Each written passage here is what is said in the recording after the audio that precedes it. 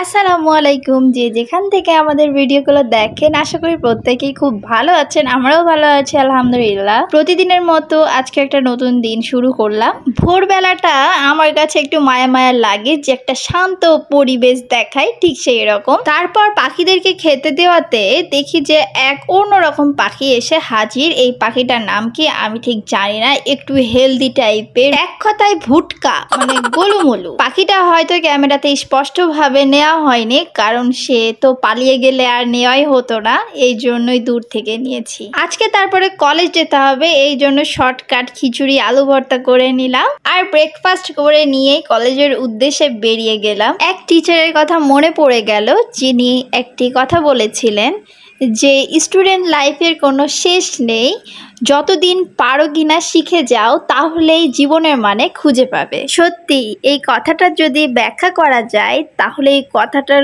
গভীরতা অনেক বড়ই খুঁজে পাওয়া যাবে। তাই আমাদের প্রতিনিয়তই ছোটখাটো বিষয় হোক না কেন শিখে যেতে হবে। কলেজের চটপট করে কাজ শেষ করে এসে ঝটপট করে রান্না করে ফেললাম পটলের দোলমা আর কই মাছ আলু দিয়ে ঝোল। মাঝে মাঝে কিন্তু এইরকম মাছের পাতলা ঝোল দিয়ে আর ঝরঝরে ভাত খেতে কিন্তু মন্দ লাগে না। মাত্র আমাদের বাসায় আসলাম, তো সেখানে হচ্ছে সেই সাথে সাথে আবারও খাওয়া দাওয়া শুরু। যে পল্লবী নুডলস রান্না করেছে, মানে এসে বসে একটু গল্প করব, ধীরে ধীরে খাবো দাবো। তো মেয়েটা দেখছি না, এসেই মুখের সামনে এসে আগেই খাবার। এত খেলে কি হয়, শুধু খেয়েই যাচ্ছি।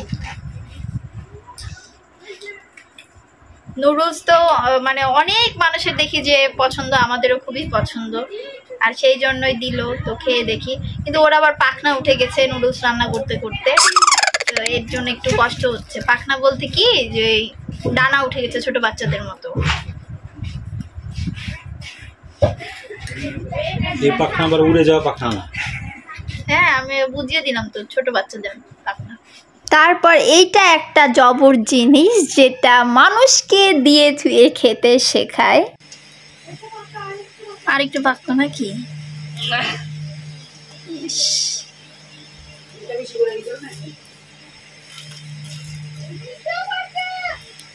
আমার কোনটা পাকা পাকা?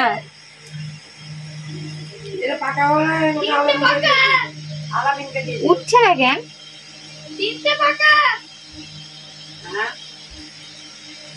উঠছে না কেন জানি, উঠছে না।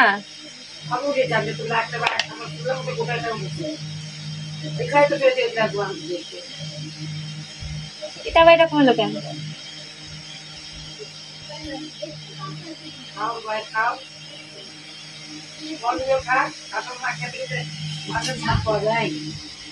মাথা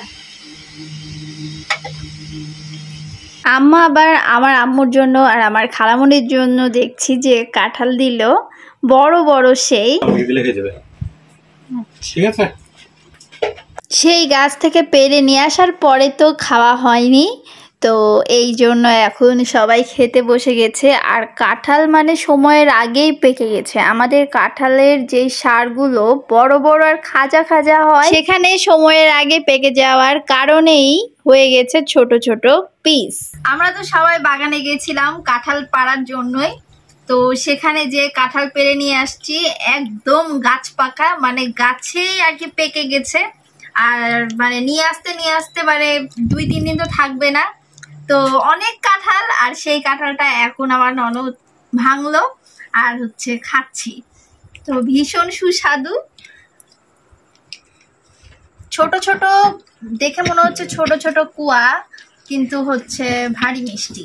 আজ তাহলে কাঁঠাল খেতে খেতে বিদায় নিচ্ছি। সবাই খুব ভালো থাকবেন, সুস্থ থাকবেন। সবাই ব্যস্ত, কিন্তু ব্যস্ততার মাঝে আমাদের জন্য একটু দোয়া করবেন। আল্লাহ হাফেজ।